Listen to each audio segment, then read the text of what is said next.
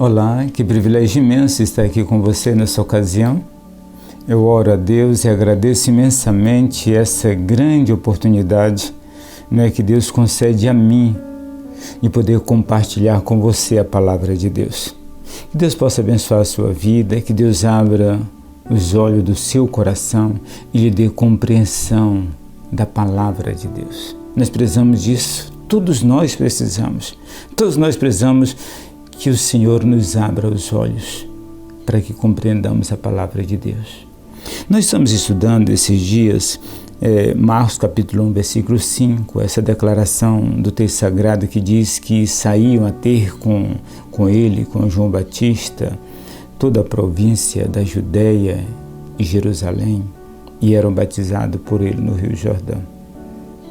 E nós estamos considerando esse texto e surgiu uma pergunta: por que essas pessoas, com todas as condições favoráveis, não foram transformadas? Tinha tudo a favor delas, não é? O pregador, um homem de Deus santo, não é?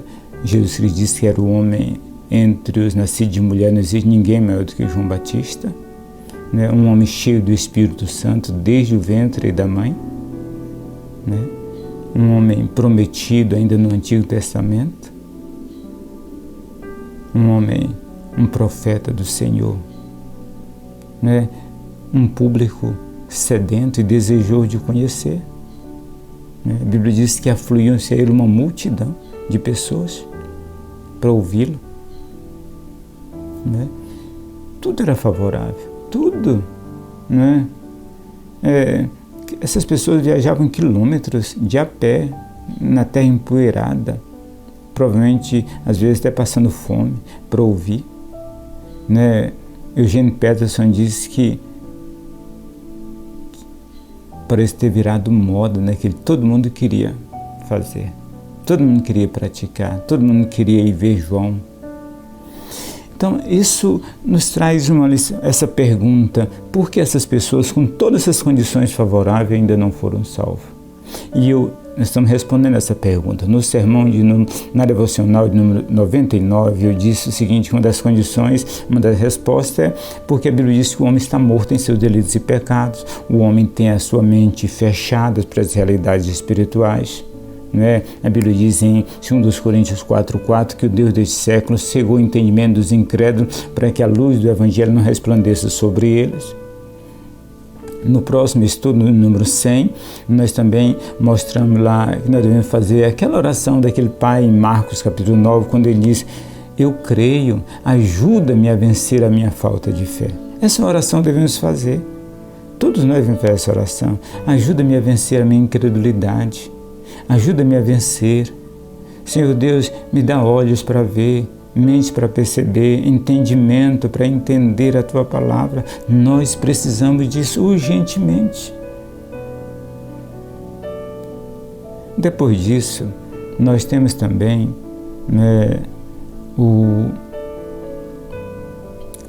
a necessidade nossa de, como cristão, nós precisamos colocar a nossa vida nas mãos de Deus e conceber que tudo vem dele, não é de nós. E um texto que ilustra isso, nós já falamos no estudo número 101, foi a profecia que Deus deu a Ezequiel na Babilônia. Ezequiel capítulo 37. Nesse texto mostra que Deus leva Ezequiel em uma visão e mostra a ele um vale cheio de ossos e coloca no meio daquele vale. E Ezequiel diz também: inspeciona aquele vale. Ele arrodeia o vale, ele corre o vale em volta daquele vale e constata que realmente estão secos. E Deus então pergunta para ele: poderão esses ossos sobreviver? E a resposta óbvia é não. Mas Ezequiel dá uma resposta que é a única resposta que nós podemos dar para Deus: Senhor, Tu sabes. A melhor resposta.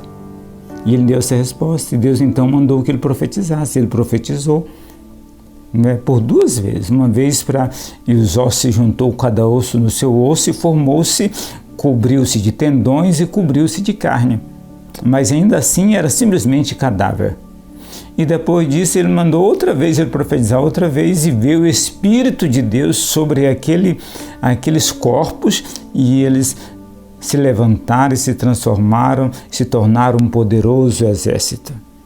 Isso está referindo ao povo judeu, à nação de Israel, mas aplica-se a nós também, porque nós precisamos desse Espírito de Deus sobre a nossa vida. O ser humano necessita disso para que possa estar vivo para Deus, porque para Deus o homem nasce nesse mundo em condição de morte espiritual. Está vivo para as coisas do mundo, mas para Deus nós estamos mortos. Então nós precisamos de ter vida novamente, essa vida que só Deus pode dar. E depois disso, então, eu lembrei de Gênesis capítulo 2, versículo 7, quando a Escritura diz que Deus formou o homem do pó da terra. E tendo formado o homem do pó da terra, a Escritura Sagrada diz que ainda assim estava lá simplesmente um boneco, e Deus soprou sobre esse homem o fôlego de vida, e ele se transformou em alma vivente. Isso também ilustra essa relação, a salvação que Deus oferece ao ser humano. É Deus que precisa fazer isso, é Deus que precisa soprar em você, para que você se torne vivo, para que você possa realmente experimentar uma nova vida, uma comunhão com Deus, um relacionamento com o Senhor. É Ele que precisa fazer isso. A Bíblia diz: humilhai-vos debaixo da potente mão de Deus, para que a seu tempo Ele vos exalte. Então não tenha vergonha, não tenha medo de se humilhar diante de Deus. Deus quer que você faça isso. Deus tem prazer. Deus tem prazer em se revelar a você, se mostrar a você. A história da humanidade é a história da revelação divina, é a história da salvação divina.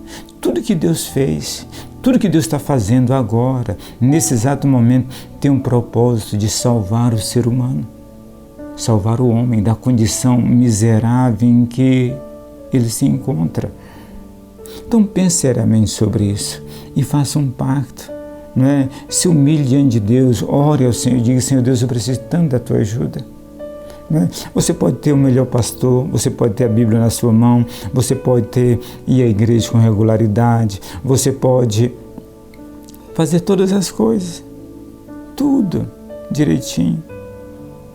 Mas se o Espírito de Deus não soprar em você, nada feito. Nada, absolutamente nada feito. Você depende, nós dependemos de Deus.